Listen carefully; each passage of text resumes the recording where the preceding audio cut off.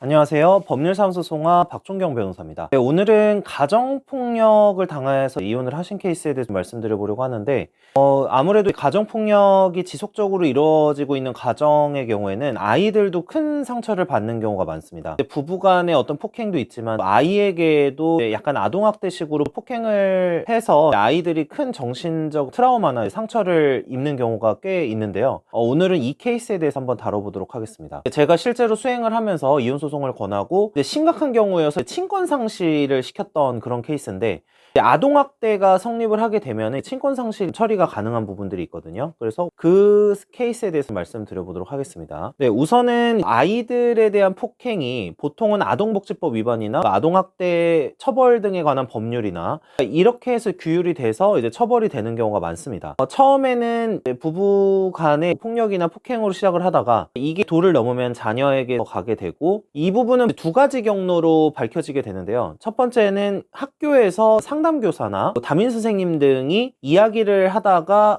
아동학대 사실을 인지해서 신고를 하게 되는 케이스들이 있고, 두 번째는 가정 내에서 피해자가 보통은 아내거든요. 그래서 아내가 경찰에 신고를 하면서 나오게 된 케이스들이 있습니다. 근데 이제 안타깝게도 그 아내분들의 경우에는 가정폭력에 오랫동안 노출된 분들일수록 폭력을 가하는 남편에게서 떨어지는 게 더 어려워하시는 분들이 많아요. 심리적으로 내가 이 사람한테 계속해서 이제 맞다 보니까 내가 이 사람을 벗어나서 통제의 범위에서 벗어나서 생존을 할 수 있을까라는 거를 고민하시는 분들이 있고, 그러다 보니까 아이나 아내가 계속해서 이 생활을 참고 지내면서 생활을 하고 있는 경우들이 있는데요. 우선은 이혼 소송에서는 당연히 폭행이 지속적으로 이루어졌다라고 하면 이혼 사유가 됩니다. 당연히 자녀 입장에서는 가정폭력을 한 아버지에게 잘하고 싶진 않겠죠. 이 부분도 면접교섭이나 이런 부분에 대해서 제한을 할 수가 있고, 친권상실 등을 선고를 해서 실제 친권 양육권을 어머니가 가지게 되는 방식으로 보통 소송이 마무리가 되는 경우가 많습니다. 이에 따라서 가정폭력을 오래 당하셨기 때문에 당연히 위자료, 위혼 사유는 인정되고, 재산 분할에 대한 부분이 있는데, 기본적으로 가정생활을 하면서 축적했던 재산을 분할을 하는 그런 방식을 선택을 하는데,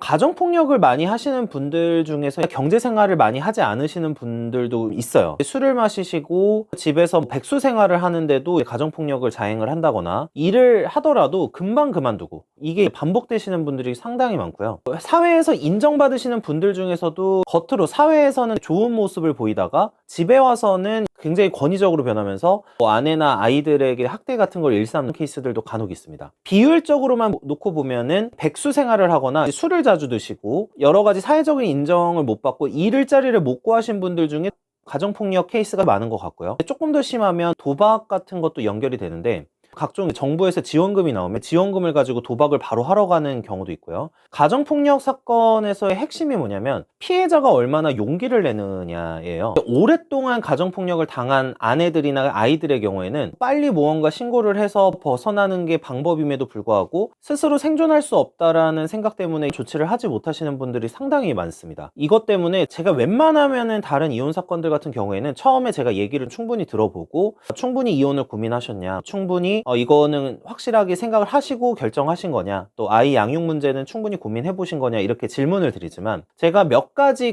당장 이혼하시라고 권하는 사건들이 있는데 알코올 중독하고 가정폭력입니다. 이 두 가지는 정말 현실적으로 바뀌기가 어려워요. 이 가정폭력의 특징이 뭐냐면 내가 지속적으로 참는다고 해서 좋아질 기미가 전혀 보이지 않고 오히려 계속해서 강도가 심해진다는 겁니다. 이 심해지는 가정폭력을 견뎌봐야 달라질 게 없고, 보통 가정폭력을 당하시다가 이혼하신 분들의 저희 의뢰인 여자분들이 조금 더 많은데, 이런 의뢰인분들이 마지막에 이혼소송 끝나고 저에게 하시는 말씀이 주로 진작에 이혼할 걸 그랬다 라고 하면서 많은 말씀을 하시고, 요즘에는 일자리를 구하려고 하면은 아이들과 생활을 할 수 있는 정도의 일자리는 확보할 수 있는 경우가 많아서 쉼터 등에서 연계를 하기도 합니다. 가정폭력을 당하신 분들의 경우에는 제가 말씀드릴 향후 절차들을 따라서 진행을 해주시면 좋겠다라고 말씀을 드리겠습니다. 그러면 가정폭력을 당하신 분들은 무엇을 하셔야 되냐?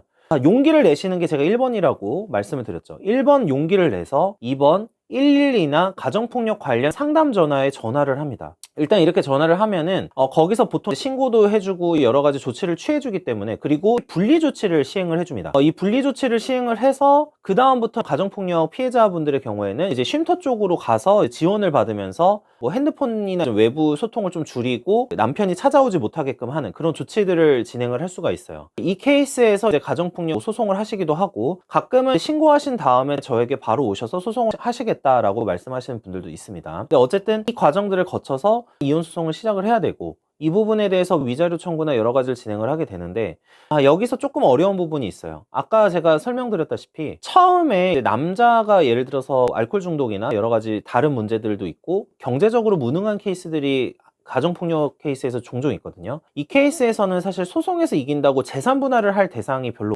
없습니다. 이 케이스는 어쩔 수는 없고 결국에 위자료나 재산 분할 청구를 하기는 하지만 실제적으로는 상대방에게 돈을 받기는 어려운 상황들이 있습니다. 근데 이게 왜 필요하냐면, 차라리 그 남자랑 사는 것보다는 이혼을 해서 아이를 키우면서 한부모 가정으로서 지원을 받는 게 오히려 더 적합할 수 있는 그런 상황들이 있습니다. 그게 오히려 더 어떻게 보면 복지제도를 활용하면서 아이를 잘 키울 수 있는 방법이죠. 그리고 무엇보다 말씀드리고 싶은 게, 그거를 억지로 참는다고 해서 오히려 아이의 삶이 좋아지지 않는다는 겁니다. 아이가 지속적으로 가정폭력에 노출만 돼도 사실은 아동학대로 보고 있는데, 가정폭력에 노출되는 상황만 보여줘도 아이들이 받는 스트레스가 상당합니다. 제가 상당하다고 표현하지만 사실은 굉장히 겁에 질리고 엄청난 공포감에 휩싸이게 되는데, 이 상황에서 계속 노출시켜주는 것보다는 차라리 빠르게 가정폭력 사안에서는 결론을 지어서 이혼 소송을 진행하시고 상대 쪽 접근 금지시키고 가정폭력으로 고소하시고, 이렇게 진행을 하시면서 스스로 생존할 수 있는 능력을 좀 기르시고, 또 아이가 미래에 어떻게 하면 더 잘 될 수 있을지를 고민하다 보면은 가정폭력 케이스에서는 저는 이혼이 답이라고 생각을 하고 있습니다. 단순히 제가 돈을 벌기 위해서 그러는 게 아니라 가정폭력만큼 잘 안 고쳐지는 부분이 거의 없습니다. 특히 손버릇이 나쁘거나 폭언이나 이런 게 지속되는 케이스에서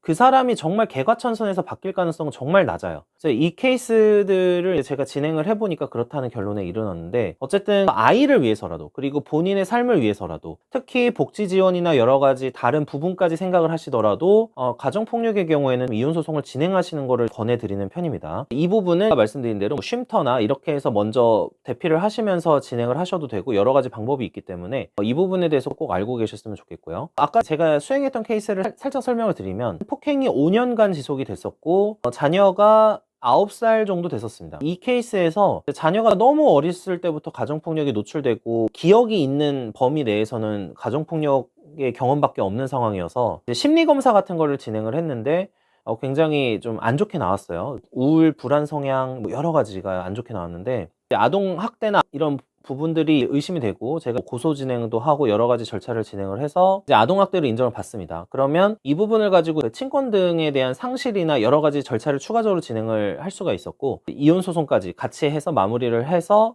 저희 의뢰인이셨죠, 잘 지내고 있고, 계속해서 말씀하시는 게 그 전에 남편하고 살 때보단 낫다라는 거였습니다. 제가 누차 말씀드리죠, 경제적으로 무능한데 가정폭력까지 하시는 분들이 생각보다 많습니다. 이 케이스에서는 억지로 사실 이유가 없어요.